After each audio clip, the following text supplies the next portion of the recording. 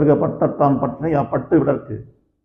பற்றுக பட்டத்தான் பட்டினை, இறைவனை பிடித்துக்கொள். இதற்கு அந்த பட்டு விடற்கு அவரை விடணும். ஆசை அறிவின் ஆசை அறிவின் ஈஸ்வரோடு ஆயினும் ஆசை அறிவின்.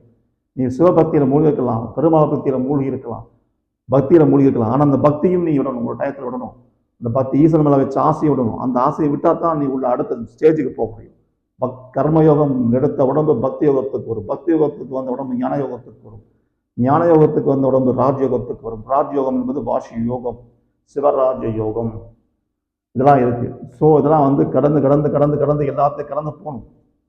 நம்ம போகிற எப்படி நம்ம ஒரு ஒரு ஒரு முதல் நிலை 1ஆம் வகுப்புலேருந்து 2ஆம் வகுப்பு 3ஆம் வகுப்பு 10th காலேஜ் பிஹெச்டி இப்படி கடந்து போகணும். நீங்கள் 1ஆம் வகுப்புலேயே பட்டு எனக்கு ரொம்ப பிடிச்சிருக்கு, நான் இங்கே தான் இருப்பேன், அங்கே ரொம்ப சந்தோஷமாக இருக்கும், நண்பர்கள் விட்டு போக மாட்டேன், இங்கே டீச்சர்லாம் சொல்லி தராங்க, ஸோ அப்படின்னு உட்காந்திங்கன்னா அதோட தான் கடந்து போகணும். வாழ்க்கையில் எல்லாத்தையும் கடந்து போகணும்.